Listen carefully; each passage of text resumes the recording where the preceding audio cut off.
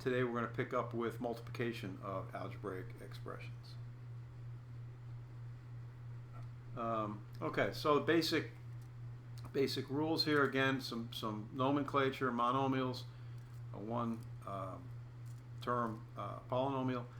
You multiply the numerical coefficients together, then multiply the literal numbers. And again, important concept to remember that the exponents may be combined only if the base is the same. So if I've got a different base, in this case my variable or my literal number is c. If I had another literal number, another variable in there, be it d or x or y or whatever, I couldn't just use obviously couldn't use my exponent rules to multiply those together. So if I look at the first example there, 3c to the fifth times a negative 4c to the second. Again, first part of it, I multiply my numerical coefficients together. 3 times a negative 4 is negative 12, and then multiply c to the fifth times c to the second.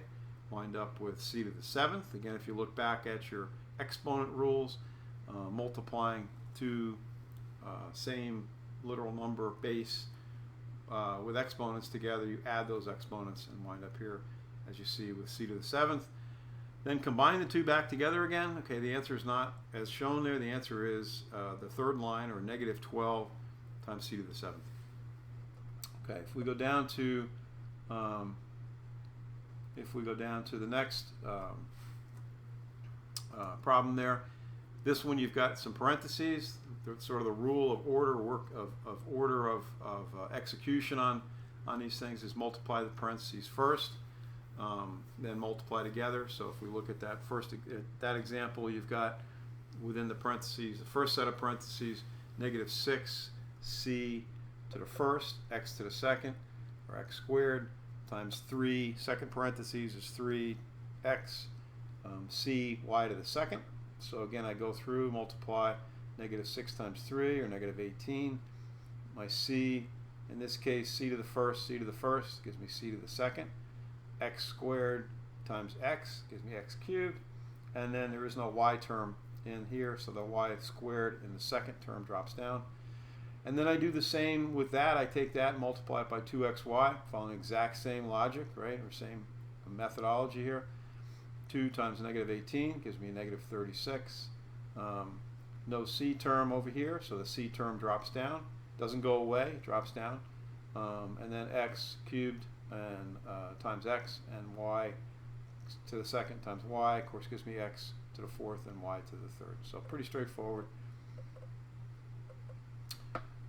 If I've got a situation where I've got a parentheses or a factor in a parentheses that's been taken to a power, in this case you have negative 3a times 2a squared x, and that in the parentheses is taken to the third power.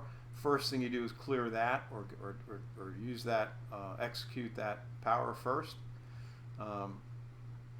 and that's what's shown here. So 2 again would be 8 x, or a to the sixth and x to the third, again using your exponent rules.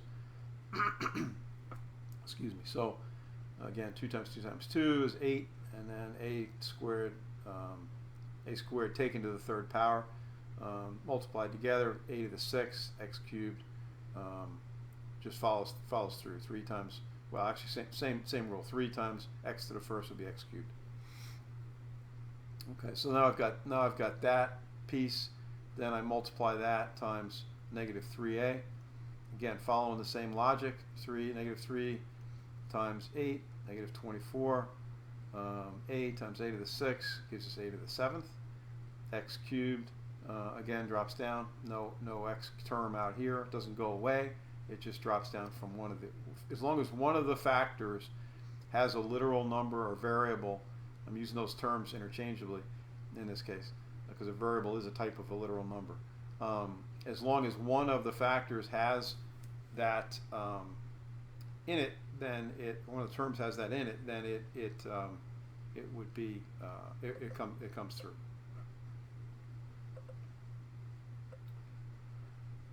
Okay, in this case, I've got subtraction within the parentheses, right? So with a coefficient on the outside, first thing I do here is to just distribute that 2ax, okay, times both of these. So I wind up with 2ax times 3ax squared, and then plus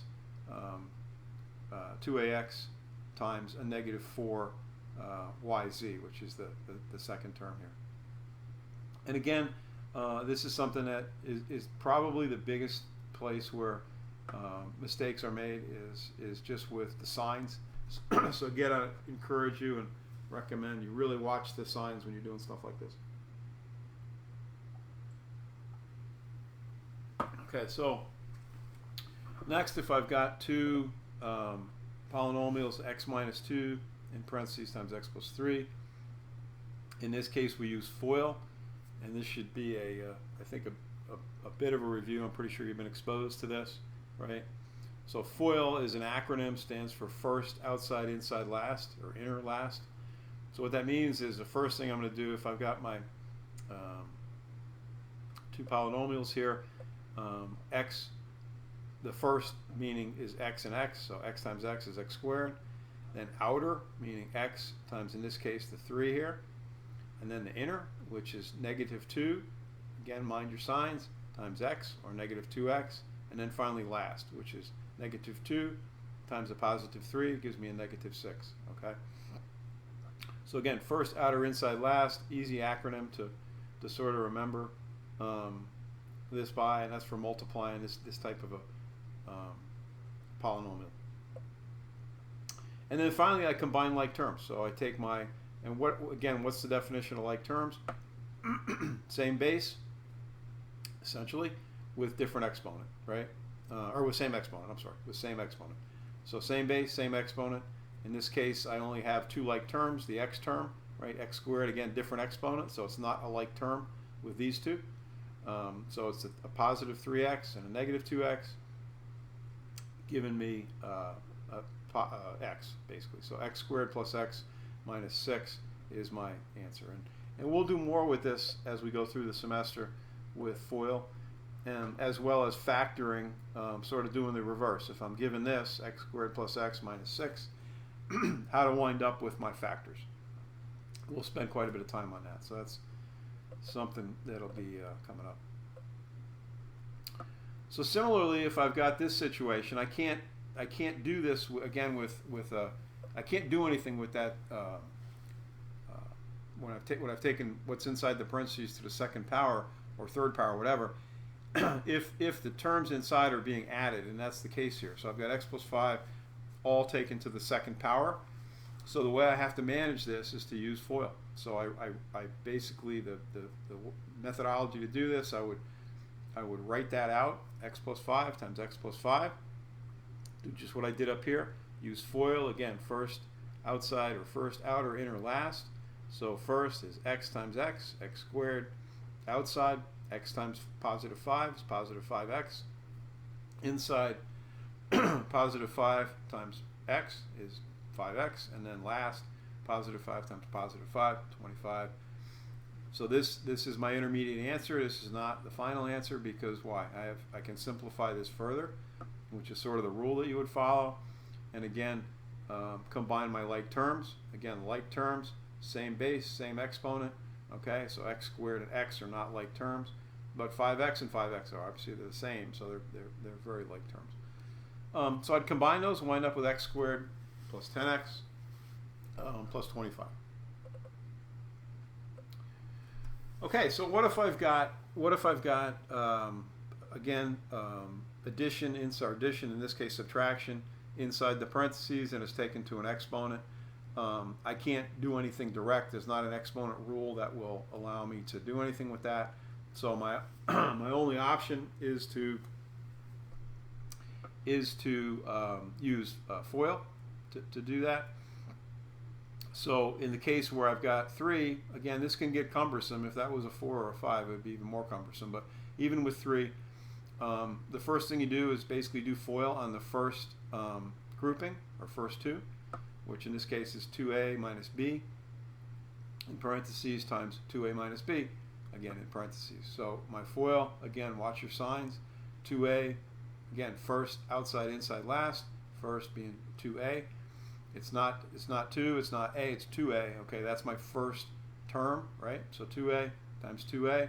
Again, I multiply my coefficients together, and then I multiply my base together. 2 times 2 is obviously 4. A times a is a squared. Next thing I do is my inside or my outside. So 2a, you see here, times b. So 2a times b is 2ab. And then my inside, again, watch the signs. A negative b times 2a, negative 2ab. And then finally my last, or b times b. Actually, negative b times negative b is positive b. So you got a couple of sign issues here. Negative b times negative b again, positive b squared. Then I combine my like terms. A squared, obviously, not like terms with b, different coefficient, same exponent, but different coefficient, or different base, rather. And then 2ab minus 2ab winds up with 4a squared minus 4ab plus b squared.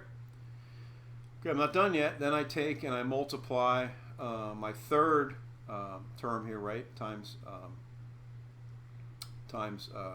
my intermediate answer here. So 2a minus b, all times 4a squared minus 4ab plus b squared. First multiply by 2a. Okay, so I take my 2a term, basically distribute that across my second term there. So 2a times 4a squared. Again, the 2 times 4, 8. A squared times a. Add your exponent, gives you 8a cubed. Again, 2a times 4ab going to give me, or 2a times a negative 4ab rather, is going to give me a negative 8a squared b. And then finally times b squared, or positive b squared. 2a times positive b squared gives me 2ab squared. Okay, then I add my like terms. So I'm using a positive here because I'm looking at this as a negative b in that term. So I multiply the negative b times 4a squared. Again, wind up with negative 4a squared because, again, negative b. Negative 4a squared times b plus 4ab squared. Again, negative b times a negative 4ab. Going to give me a positive 4ab squared. And then finally, last, negative b times a positive b squared. Again, add the exponents. Going to give me a negative b cubed. And then I add those together. Okay, just again, mind the signs. You're distributing that negative b. You're not distributing positive b and then subtracting. Okay, that's not how you're doing it. Could think of it that way, but that's not how we did it here. So add that, but make sure that you mind the signs. And then finally add them together. 8a cubed, or 8a cubed. No other like terms there. My only like terms again are the 4a, the a squared b with the coefficient. So I've got a negative 8a squared b and a negative 4 a squared b like terms. Add those together. Wind up with negative 12 a squared b. My second like terms here are my ab squared. Two coefficients there. I've got 2, positive 2, positive 4. Add those together, positive 6. Again, like terms, a b squared. And the b cubed is hanging out there by itself. That drops down.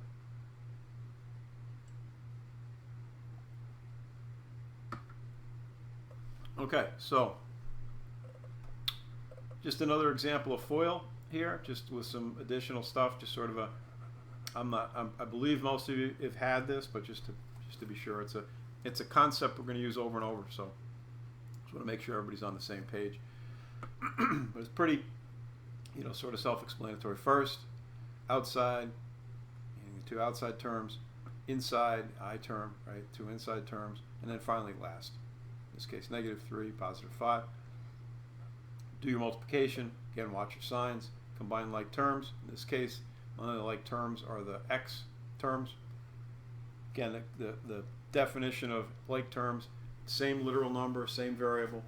Okay, means the same thing. And same exponent. Okay, coefficient's the only thing that can be different. Okay, everybody clear on that? Like terms can be a little confusing at times. And using FOIL, you can have an exponent, or a coefficient in front of your variable or your literal number, and multiply that through just like we did up above. and again FOIL. And we'll, as I said earlier, we will be going backwards on this too. There's times where you want to factor a equation like that, or a quadratic most times, and find its roots, and we'll do that. Roots or solutions rather. Well, same term really. Means the same thing. Find its roots and ultimate solutions on problems, and we'll do FOIL to or factoring rather to do that, sort of inverse FOIL, if you will. Okay, so I'm quite sure I didn't look at what Mrs. McFadden has put in for homework, but I'm sure she's got a couple of FOIL examples in there. And again, key points here: what are like terms, and then using FOIL. Okay, let's jump ahead a little bit. Okay, so division of algebraic expressions. Again, terminology, which should be familiar to everybody. The quotient being the solution of a division operation. So it's the same thing as saying to find the solution, or the answer, if you will. To find the quotient of one monomial divided by another, we use the laws of exponents and the laws for dividing signed numbers. Again, the exponents may be combined only if the base is the same. So in other words, if I've got c to the 7th and b to the 2nd, they're not like terms. The base is not the same. Base being the actual variable, and then the exponent obviously being the power it's taken to. So just be cognizant of that the only place you can use the exponent laws is where you've got a common base. Okay, so if we look at the first example up there, we've got 3c to the 7th divided by c to the 2nd, and I would take that and bring my exponent across, or my coefficient across, being 3, and then use my exponent rules to say, all right, c to the 7th minus, so it's 7 minus 2 divided by c to the 2nd, so 7 minus 2 is c to the 5th, so the answer being 3, or the quotient being 3, c to the 5th. Okay, very straightforward. You can have multiple variables in there as well, and you just deal with them individually as you go across. So first I deal with my coefficient. Up here obviously my coefficient was 1, so 3 divided by 1 is 1, or is 3 rather. So that's why the 3 comes across. In this case my coefficients are 16 and 4. Okay, so 16 divided by 4. And then my x terms, x cubed, x to the implied first power, so x to the 3 minus 1, y to the 5th over y to the 2nd, so y to the 5 minus 2. So that's my intermediate step. I'd ask that you always show this stuff on tests, because again, if you get mixed up with a sign or you just transpose a number, bring it across wrong, as long as you were following some logic, you'll get some partial credit for it. If you just put an answer there, that's all we can look at, right? So I'd encourage you to make sure you use show your work, basically. Okay, so then I basically just simplify this, right? And 16 divided by 4 is 4.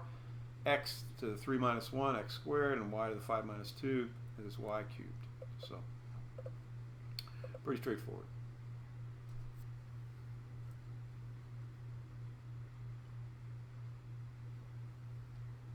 Okay, so if I have a multinomial divided by a monomial, the way you find that quotient or answer is found by dividing each term of the multinomial by the binomial and adding the results. So for example, a plus b over c, same thing as a over c plus b over c, right? Common denominator. So how do we do this? So we arrange the dividend and the divisor, okay, in the descending powers of the variable. And this is a mouthful, but once we start to do some, it'll make a little bit more sense. Let me just zoom out a little bit. Okay, so again, arrange the dividend and the divisor by descending powers of the variable. And that's what I've done here. So for my first example, let's just do that. My first example was, say this was x squared plus 6x minus 2. Again, I'm going to arrange them in descending powers of the variable. My variable in this case, or literal number, is x. My greatest power here is x squared, right? So that's how I rearrange this. I rearrange that. If that's my given equation, I rearrange that so that it's 6x squared, again, descending powers of the variable, power being the exponent, plus x minus 2. And then my divisor, 2x minus 1, that already is in that form, right? So again, this was my two things I was going to divide. My dividend was given to me as x plus, and that's right here, x plus 6x squared minus 2. My divisor, again, was 2x minus 1. So that's already in the right form. So I need to rearrange this. Let me see if I can draw a little arrow here. I need to rearrange this again in descending powers of the variable, and that's what I did. Okay. If there was an x cubed term in there, I would rearrange that to show the x cubed term first, followed by the x squared term, followed by the x to the first power term. First step. Okay. So then what I do is I divide the first term of the dividend by the first term of the divisor. Okay. What does that mean? Okay. I look at my dividend, and my first term is 6x squared, right? I look at my divisor, and the first term I have there is 2x, right? The whole divisor is 2x minus 1. So what is going to give me that? What I'm looking for is 6x squared. So the question I'm asking myself is, what do I multiply that by to get that? Okay? And what I do is I multiply, let me just use the cursor for that. What do I multiply this by to get that? And the answer is 3x, right? 2x times 3x is 6x squared, okay? So I write that down, okay? But I'm not done yet, okay? I also need to multiply whatever number fit the bill for the first term by the second term of this divisor. So negative 1 times 3x gives me a negative 3x, okay? Then just like normal division, then what I do is I drop down my remainder, okay? Which in this case is 4x minus 2. Okay, and I follow the same steps again. Don't worry about the minus 2 term at this point. Again, look at this and say, what do I have to multiply that by to get 4x? Okay, so so the answer is if I multiply 2x times 2, I get 4x. Okay, and then I'm not done yet, right? Because I can't ignore this term, so I multiply negative 1, okay, which is the second term here, times 2, and wind up with a negative 2. So my next step here is 4x minus 2. I subtract that. I've got no remainder. I'm done. Okay? So again, let's just follow through that real quick. First steps, take your dividend, take your divisor, arrange them in descending powers of the variable. Okay? My largest power here is 2, okay, of my x term. So 6x squared is what I've got. I rearrange, make that 6x squared plus x minus 2. Okay, my divisor was already in that format, okay, so I didn't need to mess with that. Divide it, put it in long division format, if you will. First thing I do, I look at that number right there and I say, what do I need to multiply that by to get 6x squared, okay? And the answer is 3x. So I put the 3x up on top. I do the multiplication, put my 6x squared in, right? But I'm not done. I can't ignore this negative 1, so I multiply the negative 1 times 3x, and I get a negative 3x, right? Okay, now what do? Now I take this, and I subtract that from it, okay, just like you would in long division. Drop down my remainders, okay, wind up with a positive x minus 3x gives me 4x, minus 3x gives me 4x, negative 2 drops right down. There's nothing in that. There's nothing there, so negative 2 drops right down. Again, just like long division. Now what do? Now I look at the first term in my divisor and I say, what do I need to multiply that by to get that, 4x, okay? And the answer is 2, positive 2. So I do it. I multiply 2 times positive 2 times 2x, wind up with 4x, okay? Write that down.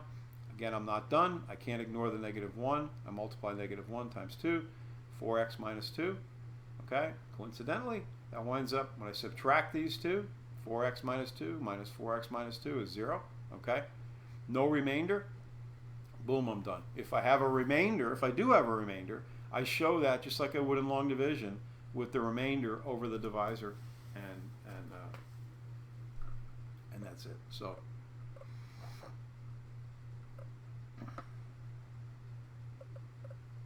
okay. And again, in this case, I've got two terms, just like we did up above here. A plus B equals A over C plus B over C. Same. Same thing with this. Common one term in my denominator, right? I can split these up. I haven't violated anything. This equals that, same.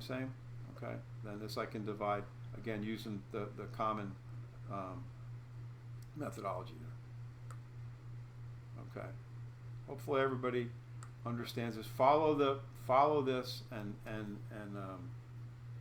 I think you'll be okay with it. It's just a step-by-step thing. Again, signs can get messy and that kind of thing, but so that's long division or division of algebraic expressions.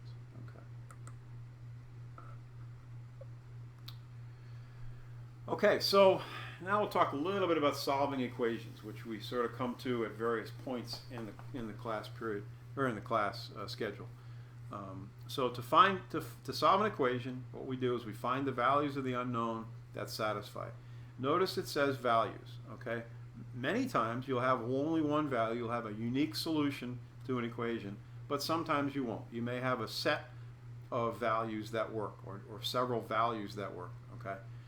So the basic rule to follow when solving an equation is perform the same operations on both sides of the equation, and you don't violate the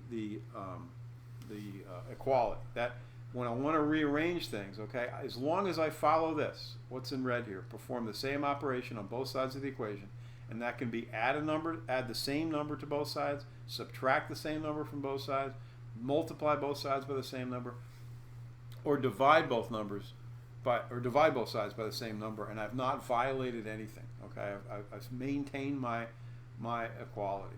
Okay. Okay, so what's my steps here? Let's just run through this. I've got an example of x minus 7 equals 3x minus 6x minus 8. Okay.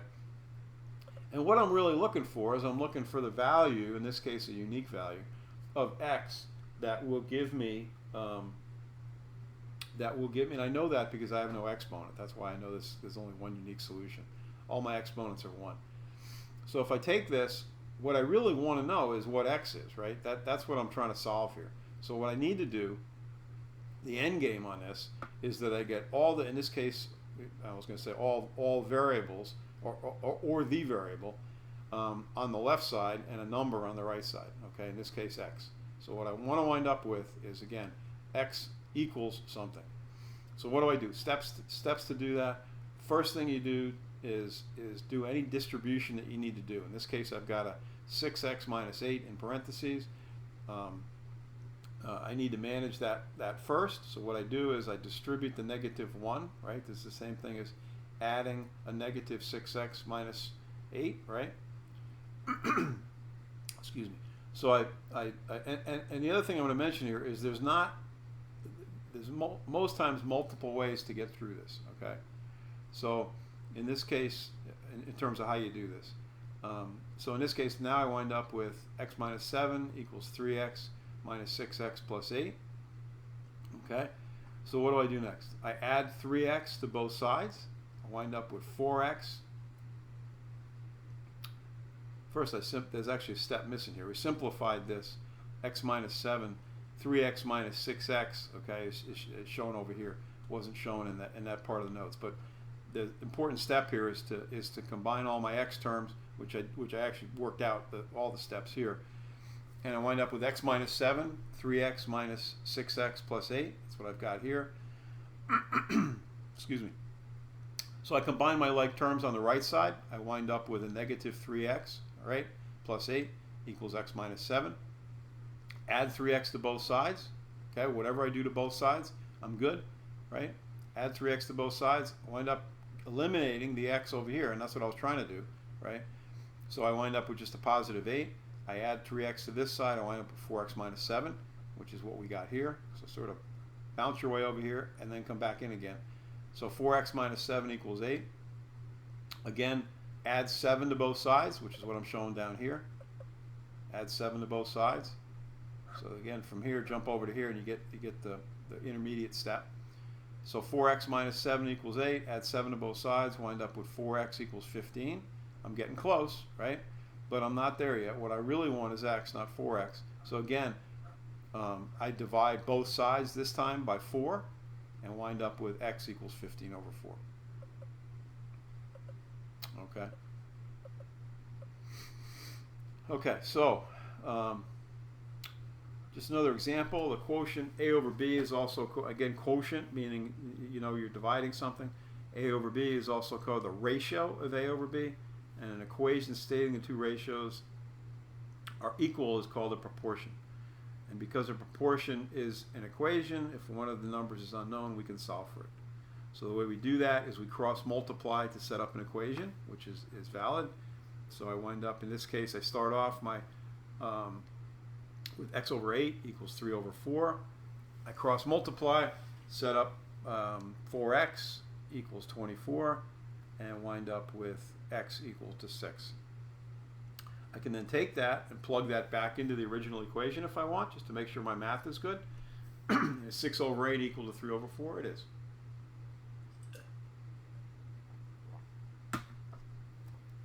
Okay. Just some other examples here that we can work through. Again, how would we solve this? 2s minus 4 equals s. Again, what I want to do is get all my s's on one side, all my numbers on the other. So first thing you need to do is get rid of is distribute the 2 across here. Wind up with 2s minus 8 equals s. Then I'd add 8 to both sides, or equals 8. And then wind up with then dividing the 2 by that, wind up with s equal to 8. Let's just work through that. Let me just actually work those numbers out. Equals s.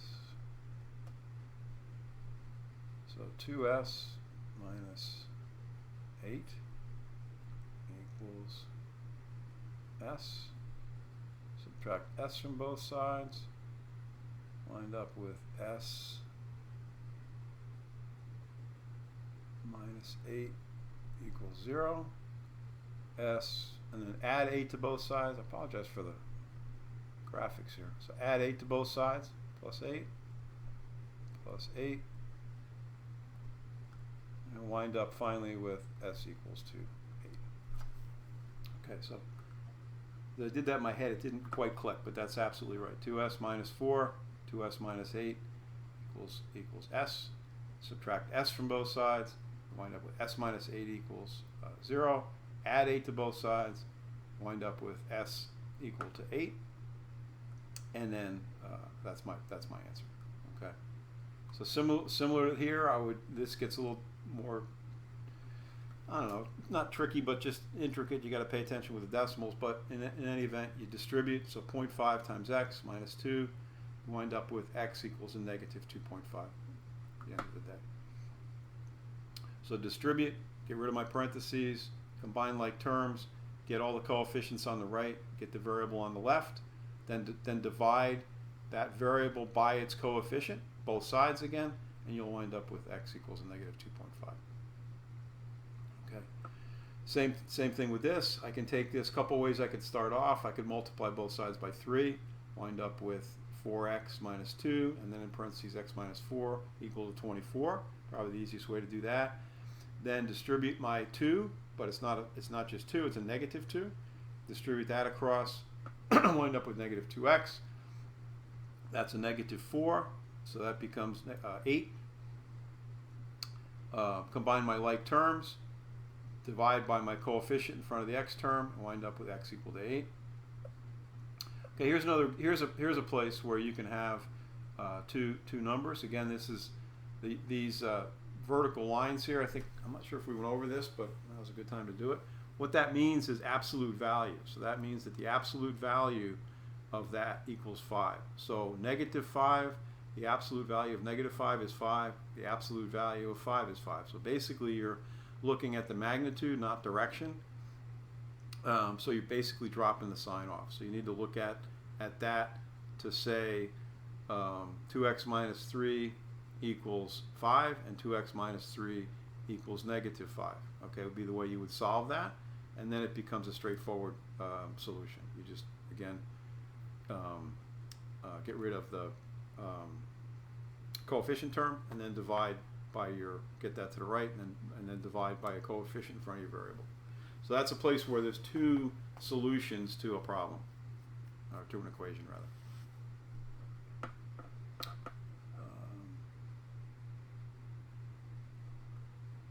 Okay, that's it for that. Okay, with literal equations, okay, using literal numbers, which are variables. A formula is an equation that expresses the relationships between two or more related quantities. In this case, we'll pull something from physics, which is E equals mc squared, and we can solve that formula for a particular variable, just like you would any equation. And the way you do that is, if I want, say I know E and I know c squared, speed of light squared, but I want to find m, I can rearrange just by the same way we did in the last section there. So similarly, E equals I over R. If I want to find R, I divide both sides by I. The I goes away on the right, in this case, right side, and R equals E equals E over I. Okay. Same thing here. I need to add. I want to find G1. I have R times L equals G2 minus G1. If I want to find G1, I would subtract my R over L from both sides, and add my G1 to both sides, and wind up with G1 equals G2 minus R over L, or R times L. So just rearranging, straightforward rearranging, dividing or adding terms to both sides. And again, you can do anything. You can do anything to an equation as long as you do, basically, as long as you do it to both sides. You can add a number as long as it's the same number, and you do it to both sides of the equal sign. You can subtract a number. You can divide. You can multiply. You can divide as long as it's the same number or same variable, same term, and do it to both sides, and you've not violated the equality.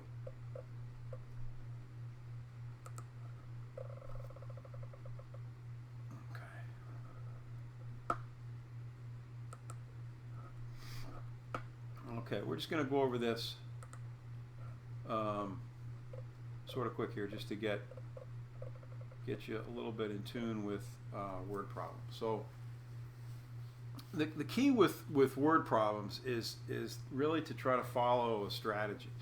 And some of the steps you need to sort of go through is, you want to read the problem very carefully, make sure you understand exactly what they're asking. Okay, if you look at the time spent on a problem, you may spend a quarter of your time just making sure that you really understand what the problem's asking.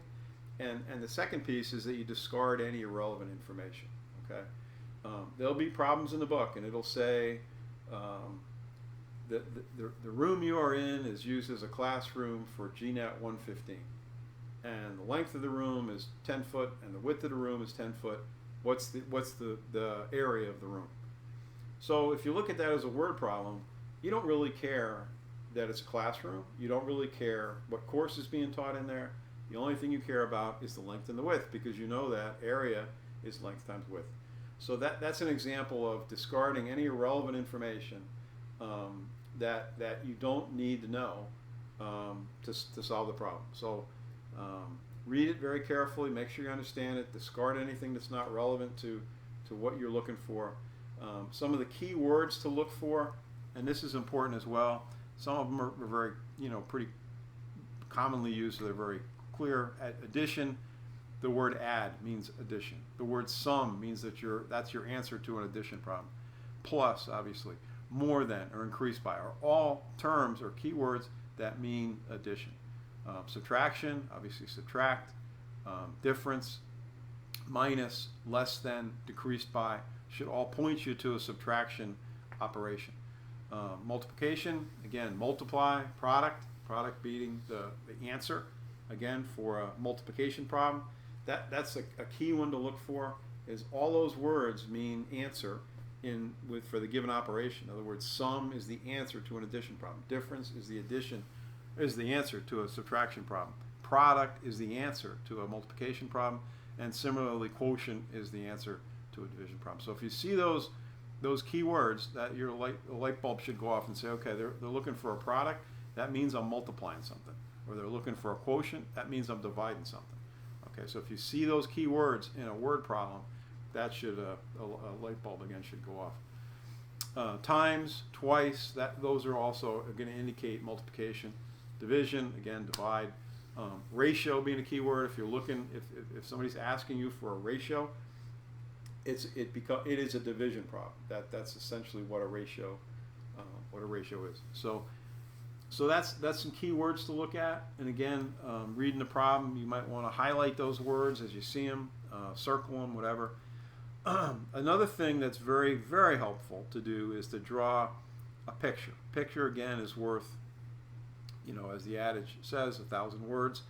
As you're doing word problems, and we're doing things, especially as we get into trig and even some geometry stuff, and you're looking for, you're using trig to find an elevation based on an angle of inclination or whatever it might be, or a force, or whatever it is you're looking for. If you draw a little, sort of figure or diagram, very, very helpful to really understand what they're looking for. And then perform the operations to find the unknown values, right? So now you're executing, basically. So that's the sort of three-step approach to solving, or strategy for solving word problems. I think it's very useful. Again, drawing a picture is very, very helpful. Diagram is helpful. And it's very helpful if you do that on tests, again, or in any of the work that you're doing. Because if you drew a picture and the picture's right, but you executed something wrong, you're still going to get some credit because you at least understood the problem. Conversely, if you drew the picture incorrectly but solved it correctly, you're going to get some credit. You're not going to get full credit, but you're going to get some credit because you maybe didn't interpret exactly what they wanted, so your picture was wrong, but at least you could solve it. So that's just a good advice. And then finally, the last thing, this is something you always want to do, is you want to see if your answer is reasonable. So do a sanity, sort of term used as a sanity check, to make sure that the answer is reasonable based on the numbers that you were using, based on the operations you were using. Does the number seem reasonable? And then see if you can think of another more efficient or interesting way. But more so, the key with that is see if you can find another way to solve the problem. See if you get the same answer. That's really what the check is. Many times with trig, especially trigonometry, you can get there a whole bunch of different ways. You've got your basic trigonometric functions of tangent, sine, and cosine, and many times you can solve a triangle using it a bunch of different ways, using the Pythagorean theorem, using the sum of the angles, and then using trig. So, and we'll get into that more, but I would encourage you to do that, to find, to use as many ways as you can, at least two, to solve it, and then see if you get the same answer. Okay. All right, so that's word problems, at least strategy a little bit, right? So just some examples of that. So 7 less than 4 times the number is equal to twice the number increased by 3, find the number. That's a mouthful, right? It's only 2 sentences, but still, it's a mouthful. So you got to really break that down. 7 less than. What does that mean? Well, it means we're going to do some subtraction, right? And 7 less than 4 times the number is equal to twice the number. Okay, we're also going to do some multiplication, because twice indicates multiplication. Less than equals indicates subtraction.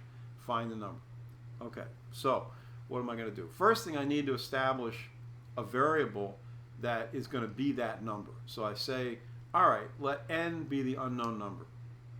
Okay, could make it x, could make it a, could make it b, could make it whatever you like. But point is, I'm identifying and establishing a variable that's going to be what I'm looking for. Okay, so translate again. 7 less than 4 times the number. Okay. Again, less than is indicating subtraction. Times is indicating multiplication, right? So I say, okay, 4 times a number, 4n, and then I subtract 7 from it. So that means that 4n is 4n minus 7 is the mathematical equivalent of the words 7 less than 4 times a number. And then translate twice the number increased by 3, because that's what they said is equal to, right? We said in the word problem up above, it said that 7 less than 4 times a number, okay, that's one little equation, is equal to twice the number increased by 3. That's the second part of the equation. So you've got some key words there: equal, times, less than, twice, increased. You know you're doing addition, right? If you go through that and go back up to the keyword thing, less than, subtraction, times, multiplication, equal to, that's my equality. So I've got 2 equations that I'm establishing, one on one side of the equal sign, one on the other side, and that's sort of how this is broken down. Twice the number again, multiplication, increased by 3, addition, right? So my second chunk of this equality, my second little equation, is 2n, or twice the number, increased by 3. Now how do I solve that? Now I set those two equal to each other, right? Which is what the word problem is really telling me to do, is set those equal to each other. So let me go ahead and do that. 4n minus 7 equals 2n plus 3, right? Okay, so that makes this starting to make some sense, right? That's starting to look like something we can work with, all right? Now all we do is go back, and just like we had done before, we're going to find n, okay? You just take a look at the equation. What do I have? I've got two like terms, right? 4n and 2n, right? The only thing difference, the coefficient, the literal number or variable, and the exponents are the same, right? n, and it's both taken to the first power. So those are my only like terms. Other than that, I just have coefficients. Excuse me. So what do? First thing I'm going to do is I'm going to get my goal is to get all the n's on one side and get all the coefficients on the right side. So first thing I'm going to do is get rid of this negative 7. I add 7 to both sides. Okay, wind up with 4n. 7 plus 3 is 10. 4n equals 2n plus 10. Next thing I do, I'm going to get rid of that 2n on the right side. So I subtract 2n from both sides. 4n minus 2n is 2n. 2n minus 2n is 0. Wind up dropping down my 10. Wind up with 2n equals 10. Divide both sides by 2. N equals 5. Okay. And then I can go ahead and check that, right? Very straightforward. Take the original equation. One of the things to remember, or sort of a good way to work, is to, if I'm going to plug numbers in to check something, always use the original equation. Don't mess around with something that you've done some manipulation to. So go back to that original equation, which in this case is 4n minus 7 equals 2n plus 3. Plug 5 in for n, right, on both sides, and see if it's equal. And sure enough, lo and behold, it is.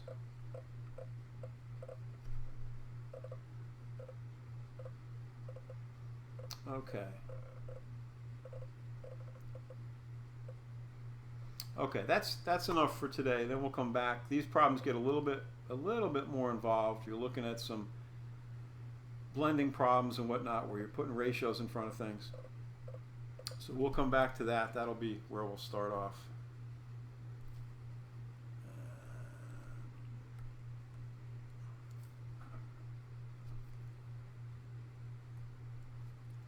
Not sure why my pen doesn't work.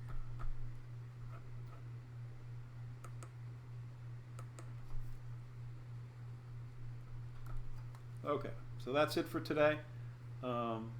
Take a look at your My Math Lab. Make sure you're in good shape on that. If there's any questions on that, I think we've put out a sort of a self-help thing, and we can go through that maybe next time as well. Maybe we'll put a video out on that as well, because that once you get used to it and get working with it, it's pretty straightforward. So, okay, that's it for today.